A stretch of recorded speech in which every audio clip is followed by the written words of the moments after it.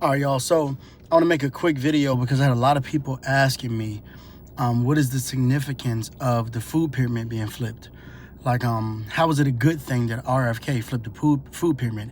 It's a great thing. And forgive me, I'm in the car. I just finished working out. But there's 3 reasons it's a great thing. The first reason is truly nutrition. Now, if you go back to 1971, and I'm going to explain why 1971 is a great year to go back to in a moment. But go back to 1971 and look at where the food pyramid used to be, and look at what the food pyramid is now, and then look at chronic illness in 1971.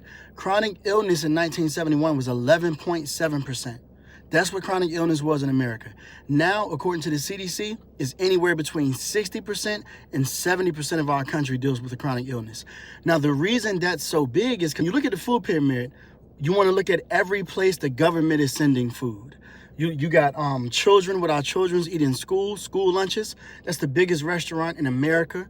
More children eat school lunches than any other restaurant chain in the country. Starbucks and McDonald's don't even compare. So you want to look at how many of our children is eating what this pyramid says is good. That's the first thing. The second thing is look at what the military eats, the homeless shelters, the veteran shelters, all places that have anything to do with public service that may receive government resources or government funding, even churches, even you, if you go to a food bank, if you receive government resources or nonprofit resources, you are dependent upon that food pyramid.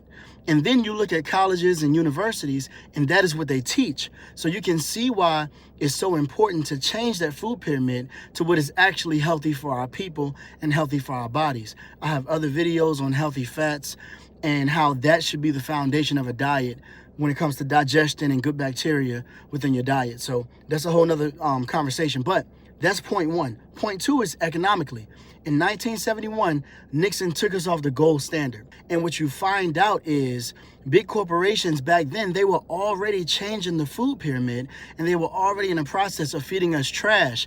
Like instead of saying eating eggs and steak for breakfast, they're saying eat cereal. But the reason that was beneficial when the dollar got off the gold standard and became what's referred to as a fiat currency. A fiat currency means it's a currency that only has value because the government says so. It's nothing truly backing the dollar.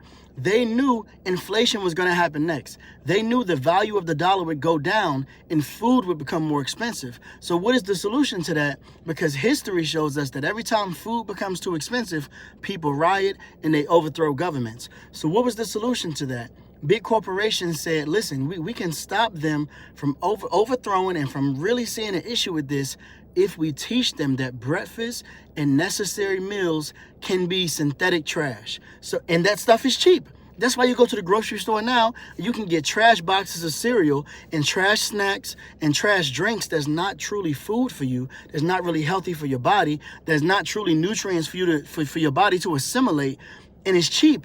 And then you compare it to the price of meat, dairy, and real healthy grains and actual things that are healthy, and then you say, okay, I can't afford to truly have a meal, but I can afford to eat this trash. That was planned way back then. So that was the benefit of also changing the food pyramid, because it aided them to help get us off the gold standard.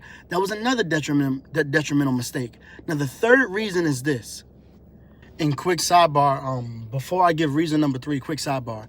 For those who want to say, hey, the food pyramid was in 1992, how are you relating that to the gold standard in 1971? Go back and look at the data. The Department of Agriculture says they had over a decade of data that showed that people were noticing the prices of food get more expensive.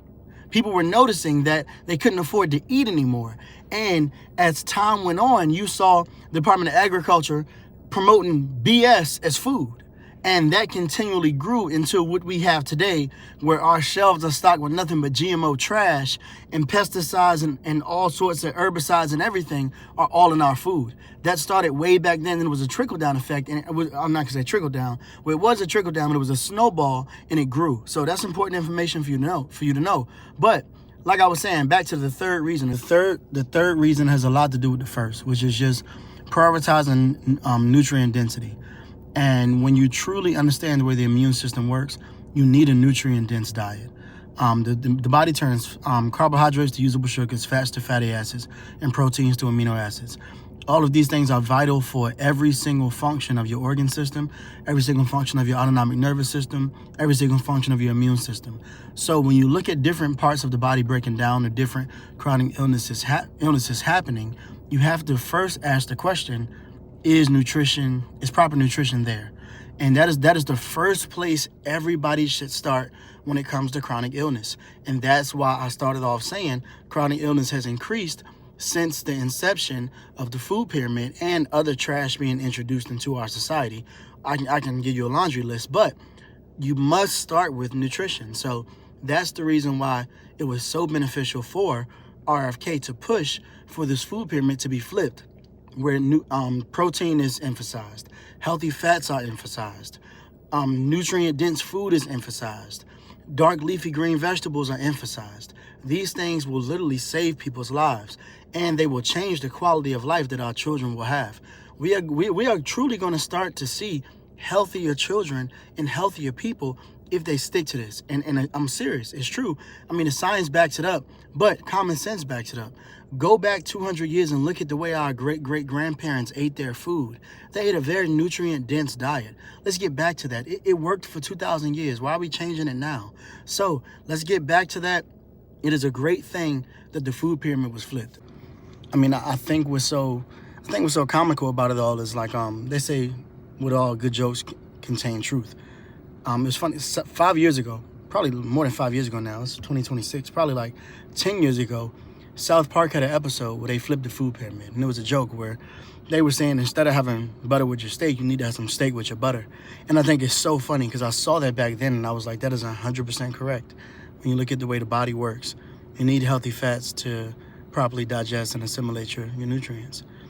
It just works out. I mean, that's why even when you look at vaccinology, I'm gonna give this one example.